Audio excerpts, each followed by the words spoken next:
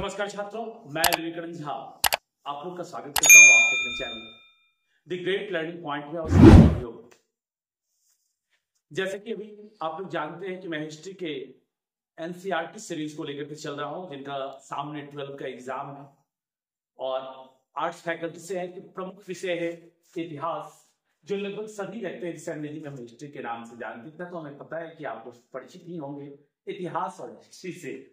बस यूं ही मैं बोल जा रहा हूँ। तो क्रमशः 1, 2, 3 और 4 चैप्टर के एमसीक्यू को लेकर के मैं आया था।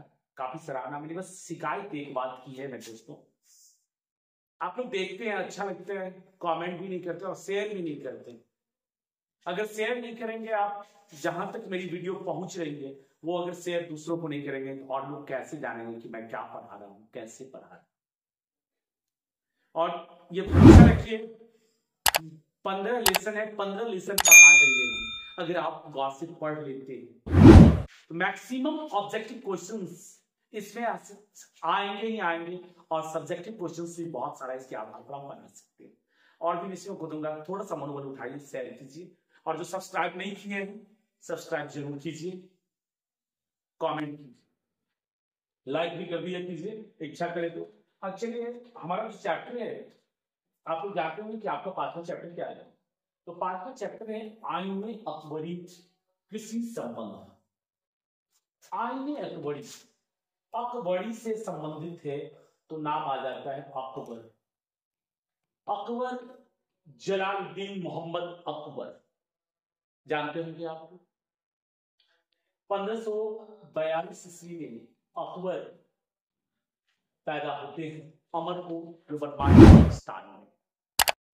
थोड़ा सा मेरा मन किया कि अकबर का परिचय दे गए। अकबर का परिचय देने के लिए पहले मैं थोड़ा सा आपको मुगल वंश के बारे में समझाऊं। मुगल वंश आप लोग भी परिचित होंगे, बाबर के द्वारा स्थापित किया गया है। कब? 1526 ईस्वी। मुगल वंश कब स्थापित किया गया है? बाबर के द्वारा 1526 में। पानीपत की पहली लड़ाई हुई थी किसके बीच? बाबर और इब्राहिम लोदी के बीच। याद होगा आप लोगों को, जिसमें इब्राहिम लोदी पराजित होता है और फरगाना से आकर के बाबर अपने देश में मुगल शासन की नींव को रखता है। सहयोग बस 4 साल तक, 4 साल में युद्ध ही लड़ता रहा और 1530 में उसकी मृत्यु हो जाती है। ज्यादा डिटेल नहीं जा रहा हूं, बस शॉर्टकट में मैं आपको समझाया जा रहा हूं। तो 1530 में उसकी मृत्यु के बाद गद्दी पर बैठता है उसका बेटा हुमायूं। हुमायूं उससे पराजित करता है, फिर वो अपनी सैनिक संगठित करके फिर से युद्ध लड़ता, गद्दी पर आता है 1555 में। लेकिन पानीपत की द्वितीय लड़ाई में बैरम खां के नेतृत्व में अकबर युद्ध करता है। 1556 में अकबर गद्दी पर बैठता है। 13 वर्ष की अवस्था, 13 वर्ष की अवस्था। आप जानते हैं कि ये मुगल सम्राट था। लेकिन अगर मुगल काल में हमको पूछा जाता है कि स्वर्णयुग किसका शासनकाल, तो स्वर्णयुग अकबर का शासनकाल। लंबे समय तक इसने शासन भी किया, हिंदू मुस्लिम एकता पर भी बल दिया है और भी बहुत सारी बातें हैं। वीडियो के क्रम में मैं बताता चलूंगा आप लोगों को, सुनते चलिए। फिलहाल इतना जानिए कि 1556 ईस्वी में अकबर गद्दी पर बैठता है। 13 वर्ष की अवस्था में उसको संरक्षक का नाम क्या होता है? बैरम। संरक्षक का नाम क्या होता है? बैरम। याद रखिएगा। और भी कुछ बातें मैं बता दूं जो इंपोर्टेंट है, क्वेश्चन में आए मैं पहले बता देता हूं कि अकबर ने जजिया को समाप्त कर दिया था। जजिया का क्या था? तो ये सिर्फ इंपोर्टेंट क्वेश्चन में ही है। जजिया कर 1562 में इसने समाप्त किया था। कितने ईस्वी में? 1562। फिर 1575 में लागू कर दिया। 1575 ईस्वी में फिर से लागू किया और उसके बाद फिर से 1579-80 में पूरी तौर पर समाप्त कर दिया। पूरी तौर से समाप्त। ये जजिया में क्या था मेरे भाइयों, मेरे छात्रों? गैर हिंदू धर्मावलंबी से लिया जाने वाला एक टैक्स था जो जजिया करके नाम से जाना जाता था। इससे पहले मुगल शासक लेते आया। तो 1562 ईस्वी में इसने जजिया कर को समाप्त किया था। बैरम खां जो इसका संरक्षक था, ये भी क्वेश्चन पूछा जाता है कि अकबर का संरक्षक कौन था, तो बैरम खान था। बैरम खान को हज के लिए 1562 में ही भेज दिया था। दूसरा एक काम किया था अकबर, 1582 ईस्वी में हिंदू मुस्लिम एकता या सभी धर्मों का सद्भाव के लिए इन्होंने दीन-ए-इलाही चलाया। दीन-ए-इलाही, आपको ये भी पूछा जा सकता है दीन-ए-इलाही धर्म किसने चलाया था? तो दीन-ए-इलाही चलाया था अकबर ने। दीन-ए-इलाही किसने चलाया था? अकबर ने चलाया था। कब चलाया था? 1582 ईस्वी। याद रखिएगा। अगला पॉइंट आता है मनसबदारी प्रथा। मनसबदारी प्रथा ये भी किसके द्वारा शुरू की गई थी? अकबर के द्वारा शुरू की गई थी। मनसबदारी प्रथा किसके द्वारा शुरू की गई थी? अकबर के द्वारा शुरू की गई थी। ये 1605 तक गद्दी पर रहा। 1605 ईस्वी में अकबर की मृत्यु हो जाती है। कहाँ? आगरा में। कहां पर मृत्यु होती है इसकी? आगरा में। जन्म कहां होता है? पठानकोट। कितने ईस्वी में? 1542 ईस्वी में। 1542 ईस्वी में अकबर पैदा होता है कहां पर? पठानकोट, जो वर्तमान में पाकिस्तान में। और मृत्यु होती है आगरा में। कब? 1605 ईस्वी में। एक वर्ग की संक्षिप्त जानकारी मैं आपको देने की कोशिश कर रहा हूँ। ये सब आप लोगों को पढ़ा हुआ होगा। अब चलिए एमसीक्यू पर चलते हैं। हम एमसीक्यू की बात करते हैं तो तंबाकू का सेवन सर्वप्रथम किस मुगल सम्राट ने किया था? भाई मेरे, अकबर ने किया था। और कितने ईस्वी में? तो 1604 ईस्वी में। तंबाकू का सेवन सर्वप्रथम किस मुगल सम्राट ने किया था? तो ये अकबर ने किया था। और कितने ईस्वी में किया था? तो 1640। और भी बातें मैं करता रहूंगा। और आप लोग जो अपनी तैयारी कर रहे हैं, मैंने केवल एक ट्रिक भी दिया था कि क्वेश्चन में आप लोग क्या करें कि जो टेस्ट हुआ है मंथली असेसमेंट टेस्ट स्कूलों में, उसको लेकर के और उसके साथ साथ क्वेश्चन बैंक जो अब तक का पूछा गया है उसका कलेक्शन करिए क्वेश्चंस का, तब देखना शुरू कीजिए। तैयारी करके अच्छा सीधा होगा। मैं लिखने का तरीका भी बताऊंगा कि कैसे कैसे लिखिएगा तो अधिक मार्क्स आएगा। चलिए मैं बात करता हूँ। अगले आईने अकबरी किसने लिखा? तो भाई ये तो आपको भी पता होगा कि आईने अकबरी किसने लिखा है? तो अबुल फजल ने लिखा है। लेकिन आईने अकबरी है क्या? अकबर की पूरी जीवनी आईने अकबरी पूरे तौर पर हम देखें तो अबुल फजल ने लिखा था आईने अकबरी। और इसमें अकबर के बारे में पूरी जानकारी दी गई है जो 3 जिल्द और 5 भागों में है। आगे क्वेश्चन मिलेंगे इस पर मैं बात करूंगा। आइए आगे देखते हैं। तंबाकू पर किस शासक ने प्रतिबंध लगाया था? तो तंबाकू से डरने वाला शासक था बाबर। इस समय में तंबाकू आया नहीं था। तंबाकू कब आया है? 1604 में। तो जहां उसके बाद आया है तंबाकू पर लगाया था प्रतिबंध शाहजहां ने। कितने ईस्वी में? 1616 के। ये तंबाकू से डर गया तो बहुत जाएगा। तंबाकू से डर गया था इसलिए शाहजहां ने प्रतिबंध लगा दिया था 1616 ईस्वी के आसपास। अगले क्वेश्चन की ओर चलिए। अकबर के दरबार के प्रख्यात गायक थे। तो प्रख्यात गायक थे, कबीर का कोई संबंध ही नहीं है, सलीम चिश्ती का कोई संबंध ही नहीं है। दरबार की बात होता है तो तानसेन, मियां तानसेन का नाम आप सुने होंगे, जिनका वास्तविक नाम था रामकरण पांडे। क्या नाम था? रामकरण पांडे। इनको अकबर ने तानसेन की उपाधि दी थी। ये भी क्वेश्चन पूछा जाता है कि तानसेन का वास्तविक नाम क्या था? तो तानसेन का वास्तविक नाम था रामकरण पांडे। और मध्य प्रदेश में पैदा हुए थे रामचंद्र पांडे, इनके पिता का नाम था। तो अकबर के दरबार का प्रख्यात गायक कौन था? तो याद रखिएगा मियां तानसेन। हमारे ख्याल से समझ रहे होंगे आप लोग। क्वेश्चन क्यों चले हम? आईने अकबरी कितने भागों में विभक्त है? अभी कुछ दिन पहले मैंने आपके साथ किया था, तो मैं आप लोगों को समझा रहा था कि आईने अकबरी कितने भागों में विभक्त है। आईने अकबरी 5 भाग में। आप पढ़े होंगे, एक पुस्तक है अबुल फजल का के द्वारा लिखा हुआ अकबरनामा। अकबरनामा 3 जिल्दों में है मेरे भाइयों। 3 जिल्द में। कितने जिल्द में है? 3 जिल्द में। 3 जिल्द में है।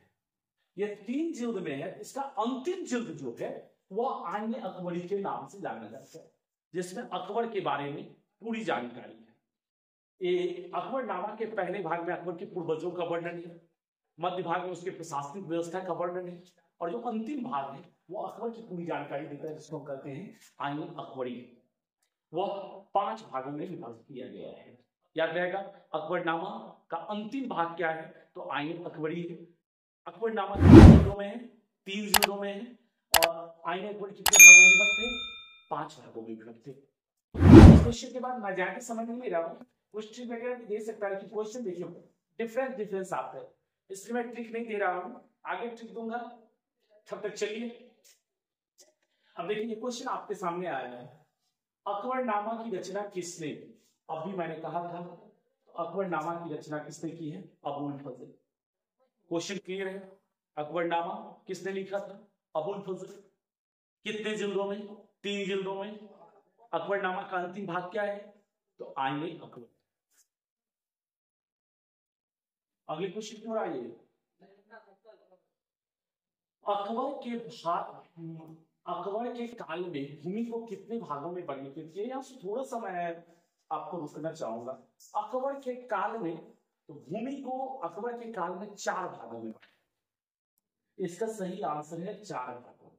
लेकिन अगर अकबरनामा में आएगा चर्चा ये आईने में, तब वहां आंसर 5 हो जाएगा। अगर अकबर के काल में अकबर के समय को छोड़ करके यहाँ पर हमारा हो जाता है कि आईने अकबरी में भूमि को कितने भागों में बांटा गया है, तो वहां पर मैं लिखता 5। इसलिए यहां हमारा जो क्वेश्चन है अकबर के काल में भूमि कितने भागों में वर्गीकृत किया गया, तो यहाँ पर हम जवाब सीधा देंगे 4। आईने अकबरी में भूमि कितने भागों में बांटा गया? देखिए क्वेश्चन वही आ गया, अभी मैं बताया था, इसको हम सीधा जवाब लेंगे 5 भागों में।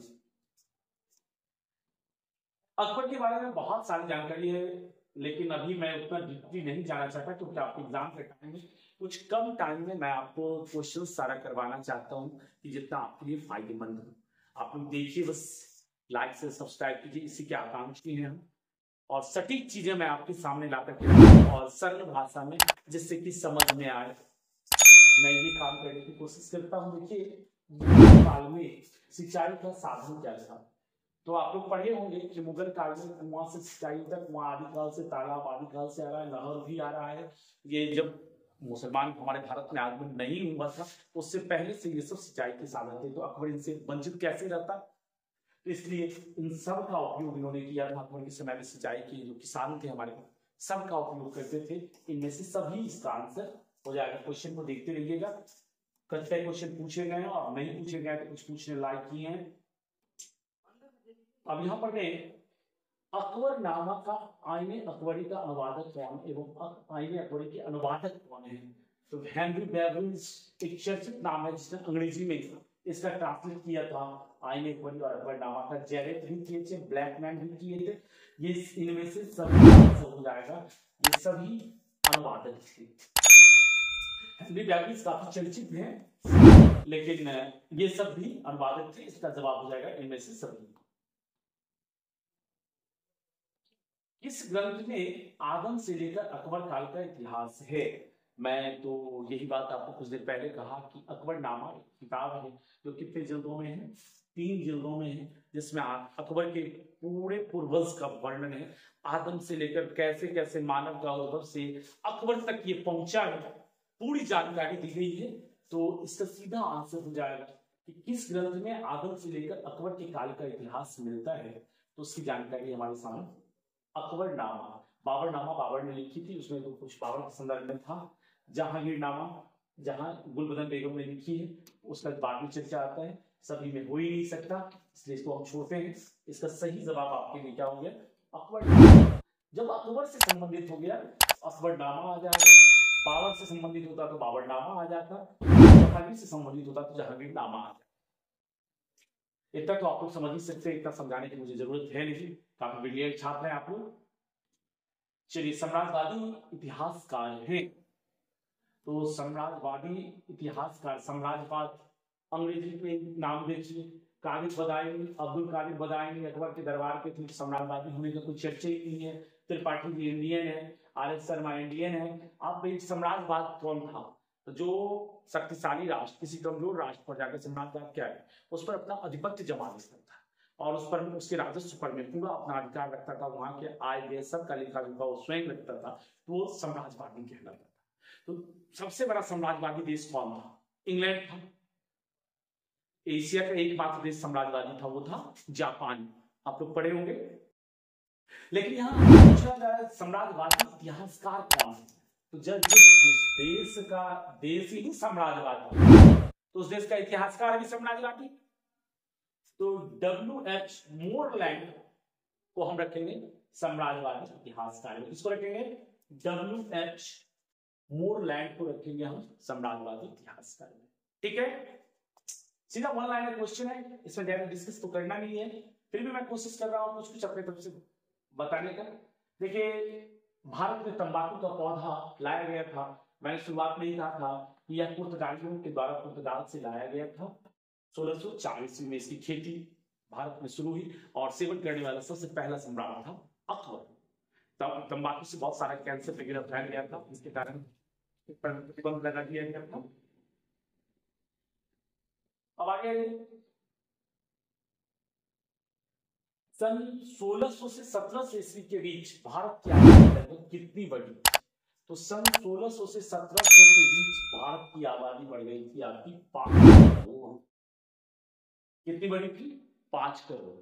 ऑप्शन है इसमें कुछ नहीं, 6 करोड़, 7 करोड़, 10 करोड़, ये तो हम कह नहीं सकते 6 करोड़, 7 करोड़, 10 करोड़ बढ़ी थी। डायरेक्ट आंसर पर आना है, तो डायरेक्ट आंसर पर आना है। तो ये याद रखने वाली चीजें हो गई, यहाँ पर समझाने वाली कोई खास चीजें रही नहीं। तो 1600 से 1700 ईस्वी के बीच भारत की आबादी लगभग कितनी बढ़ी थी? तो 5 करोड़ बढ़ी थी। अब इसके बाद आप पढ़िए, अबुल फजल कृत आईन अकबरी में किस शासक का वर्णन है? भाई ये क्वेश्चन तो आपके लिए छोड़ते हैं, कितनी बार हम जिक्र कर चुके हैं कि आईन अकबरी के लेखक कौन है? अबुल फजल। आईन अकबरी कहां से आया? अकबरनामा का अंतिम भाग है। अकबरनामा कितने जिल्दों में है? 3 जिल्दों में। तीसरा जिल्द क्या है? आईन अकबरी किसका वर्णन है? अकबर। अब इससे ज्यादा हम कुछ नहीं कह सकते, आपको याद हो गया होगा मेरे ख्याल से। कुतुब मीनार का निर्माण किसने करवाया था? तो कुतुब मीनार का निर्माण करवाया था, शुरू करवाया था कंप्लीट इल्तुतमिश ने किया था। इतिहास में जब पढ़िएगा तो चूंकि बहुत कम समय तक कुतुबुद्दीन ऐबक शासन किया, इसीलिए ये अपने गुरु बख्तियार की याद में कुतुब मीनार शुरुआत करवाया था, बनाना शुरू करवाया था, पूर्ण किया था इल्तुतमिश ने। तो यहाँ पर हमारा सीधा है कि कुतुब मीनार का निर्माण किसने आरंभ किया? कुतुबुद्दीन ऐबक ने किया था।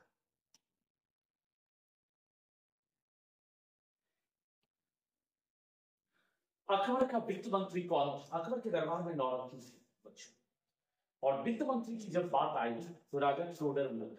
कौन थे? राजा टोडरमल। बीरबल सलाहकार था, विद्वान था, मानसिक सेनापति थे।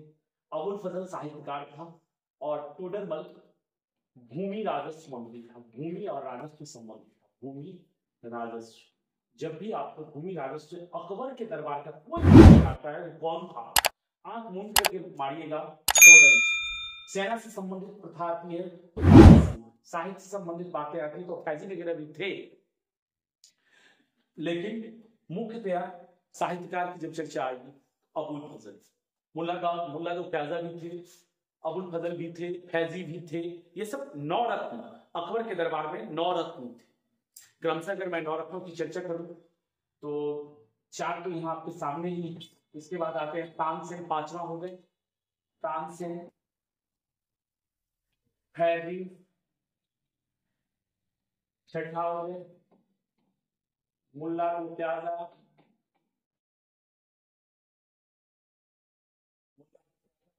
छूट कौन कौन रहे हैं? चलिए इतना ही है जो छूट रहे हैं, देखना जाए। आगे बढ़िए, दिल्ली से दौलताबाद किस शासक ने अपनी राजधानी बनाई? तो एक इतिहास में पगला शासक का चर्चा है, लोग उसको पगला शासक के नाम से जानते हैं, जिसे आप कहते हैं मोहम्मद बिन तुगलक। यहाँ बीन छूट गया है, मोहम्मद बिन तुगलक। कहते हैं आज भी हम क्या कहते हैं? तुगलकी फरमान हम नहीं मानते। तो तुगलकी फरमान हम नहीं मानेंगे। ये प्रथा चली कहां से भाई? किसका फरमान हुआ करता था? तुगलकी का।